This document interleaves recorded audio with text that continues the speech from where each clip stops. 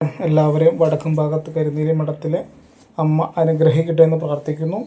അപ്പോൾ ഇന്ന് നമ്മൾ ചെയ്യാൻ ഉദ്ദേശിക്കുന്ന കുറച്ച് കാര്യങ്ങളെക്കുറിച്ച് നിങ്ങളോട് പറയുക എന്നൊരു അറിവിലേക്ക് വേണ്ടി പറയുക എന്നൊരു ഇതാണ്. അപ്പോൾ എല്ലാവരും കന്നിമൂലയുമായി ബന്ധപ്പെട്ട് കുറേ ചോദ്യങ്ങൾ ഇപ്പോൾ വരികയുണ്ടായി. നേരിട്ടായിട്ടും വാട്സാപ്പിൽ അല്ലെങ്കിൽ കാണുമ്പോഴൊക്കെ ചോദിക്കുന്ന ഒരു ചോദ്യത്തെക്കുറിച്ചാണ് പറയാം. അതുപോലെ വടക്കും ഭാഗത്ത് കരിനീലി അമ്മയുടെ എല്ലാവർക്കും ജാതി മത ലിംഗ വ്യത്യാസമില്ലാതെ എല്ലാവർക്കും അവരുടെ ദുരിതങ്ങൾ അമ്മയുടെ വിഗ്രഹത്തിൽ സ്വമേധയാൽ പോയിട്ട് അർച്ചന നടത്താൻ പറ്റുന്ന അമ്മയ്ക്ക് അപ്പോൾ അങ്ങനെ ചെയ്യുന്നതോടുകൂടി നമ്മുടെ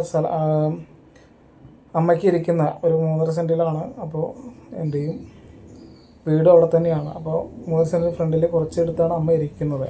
ഇപ്പോൾ വർദ്ധിച്ചു വരുന്ന ജനങ്ങളുടെ തിരക്ക് മൂലം അല്ലെങ്കിൽ നിൽക്കാനുള്ളൊരു സാഹചര്യം അമ്മയുടെ തിരുമുറ്റത്തില്ല. അപ്പോൾ അതുകൊണ്ട് അമ്മയെ വേറൊരു സ്ഥലത്തേക്ക് നമ്മൾ കുടിയിരുത്തുക എന്നൊരു ലക്ഷ്യത്തോടു കൂടി മഹായജ്ഞമായിട്ട് നടത്തപ്പെടുകയാണ്. അപ്പോൾ നിങ്ങൾക്ക് എല്ലാവർക്കും അമ്മയുടെ ആ മഹായജ്ഞത്തിൽ അമ്മയ്ക്കൊരു സ്ഥലം മേടിക്കുന്ന മഹായജ്ഞത്തിലേക്ക് നിങ്ങൾക്ക് എല്ലാവർക്കും പങ്കാളികളാകാം. നിങ്ങളാൽ കഴിയുന്ന 1 രൂപയാണെങ്കിലും താഴെ കാണുന്ന നമ്പറിലേക്ക് വാട്സാപ്പ് ചെയ്യാം. അപ്പോൾ നിങ്ങൾക്കുള്ള ദുരിതങ്ങൾ വീട് വെക്കാൻ പറ്റുന്നില്ല അല്ലെങ്കിൽ ദുരിതങ്ങളായിട്ട് കിടക്കുകയാണ് തിരുമേനി, അപ്പോൾ അങ്ങനെയുള്ളവർക്ക് വരാൻ പറ്റുന്നൊരു വരിക, അല്ലാത്തവർ കാര്യം നമ്മൾ ആ നമ്പറിൽ തന്നെ വാട്സാപ്പിൽ അറിയിച്ചു കഴിഞ്ഞാൽ നമ്മൾ അമ്മയോട് പറഞ്ഞ് നടക്കി സമർപ്പിക്കുന്നതാണ്. അപ്പോൾ എല്ലാവർക്കും യജ്ഞത്തിൽ പങ്കെടുക്കാം.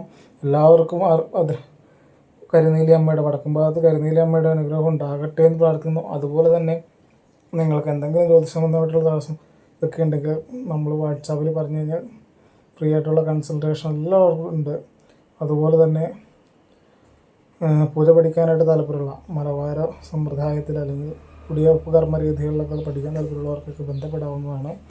അപ്പോൾ മന്ത്രദീക്ഷ ഉപാസനാക്രമങ്ങളൊക്കെ പറഞ്ഞു തരുന്നതാണ്. അപ്പോൾ എല്ലാവർക്കും വീഡിയോയിലേക്ക് സ്വാഗതം. അപ്പോൾ നമ്മൾ 1-2 കാര്യങ്ങൾ നമ്മൾ പറയണേ. കന്നിമൂലയായിട്ട് ബന്ധപ്പെട്ട് എന്തുകൊണ്ടാണ് പലരും ചോദിക്കുന്നൊരു കാര്യമാണ്, എന്തുകൊണ്ടാണ് നമ്മളെ കന്നിമൂലക്കയിൽ ഇത്തരം ദോഷങ്ങളും മറ്റുള്ള കാര്യങ്ങളൊക്കെ പറയാനുള്ള കന്നിമൂലയ്ക്ക് ഇത്ര പ്രാധാന്യം എന്തുകൊണ്ട് വന്നു?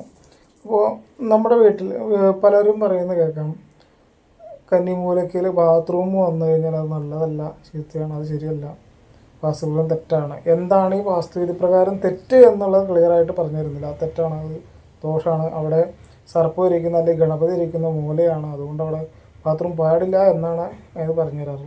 അപ്പോൾ അതിൻ്റെ ശാസ്ത്രീയമായിട്ടുള്ളൊരു വശം എന്താണെന്ന് വെച്ച് കഴിഞ്ഞാൽ ഏറ്റവും ശുദ്ധമായിട്ട് കിടക്കുന്ന സ്ഥലമാണെന്ന് പറയുന്നത്. അതിൻ്റെ ശാസ്ത്രീയമായിട്ടുള്ള വശം ഇത്രേ ഉള്ളൂ. നമ്മൾ ഒരു കിടക്കുന്നത് കിഴക്ക് പശ്ചിമ മലനിരകളാണ്. അപ്പോൾ അതിന് നമ്മുടെ ഈ വടക്ക് പടിഞ്ഞാറ് മൂലയിലൂടെയാണ് ഈ കാറ്റിൻ്റെ ഒരു പ്രവാഹം ഉണ്ടാകുന്നത്. അപ്പോൾ അതുകൊണ്ട് അവിടെ അശുദ്ധമായിട്ടുള്ള അല്ലെങ്കിൽ മലിനമായിട്ട് കിടന്നു കഴിഞ്ഞാൽ നമുക്ക് രോഗങ്ങളൊക്കെ വരാനുള്ള സാധ്യത, അപകടങ്ങൾ ദുരിതങ്ങളൊക്കെ വരാനുള്ള സാധ്യതയുണ്ട്. അതുപോലെ തന്നെ അസുഖങ്ങളൊക്കെ വരുന്നതുകൊണ്ടാണ് കന്നിമൂലയ്ക്ക് വീട് പാടില്ല എന്ന് പറയുന്നതിൻ്റെ ഒരു കാര്യം. ഈ ബാത്റൂം വരാൻ പാടില്ല അല്ലെങ്കിൽ അവിടെ അശുദ്ധമായി കിടക്കാൻ പാടില്ല എന്ന് പറയുന്നൊരു കാരണം അത് നമുക്ക് അസുഖങ്ങളൊക്കെ വരാനുള്ള സാധ്യത ഉണ്ടല്ല. അത് ദേവത ഇരിക്കണോണ്ടോ അല്ലെങ്കിൽ ഇതിൻ്റെ ഇതുകൊണ്ടല്ല. അവിടെ നിങ്ങൾ തുളസി, അതുപോലെ മഞ്ഞൾ, വെറ്റില ഇതൊക്കെ നട്ടുപിടിപ്പിക്കുന്നത് ഏറ്റവും നല്ലതാണ്. അതായത് ഔഷധ സസ്യങ്ങളായിട്ടുള്ള സാധനങ്ങളൊക്കെ നട്ടുപിടിപ്പിക്കുന്നത് ഏറ്റവും നല്ലതായിട്ടാണ്.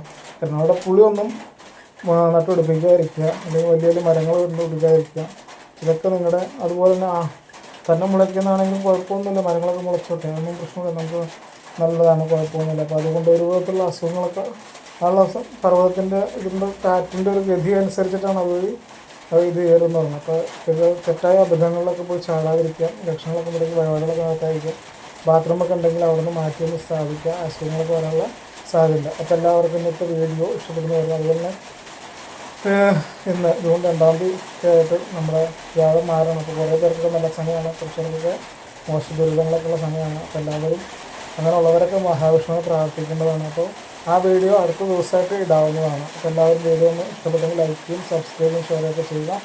എല്ലാവർക്കും നല്ലൊരു ദിവസം വരുന്നുണ്ട്. ഇന്നത്തെ വീഡിയോ ഓർക്കുന്നു. കരിനീലി അമ്മയുടെ അനുഗ്രഹം, വടക്കുംഭാഗത്ത് കരിനീലി അമ്മയുടെ അനുഗ്രഹം എല്ലാവർക്കും ഉണ്ടാവട്ടെ എന്ന് പ്രാർത്ഥിക്കുന്നു. നോക്കുന്നു. നമസ്തേ.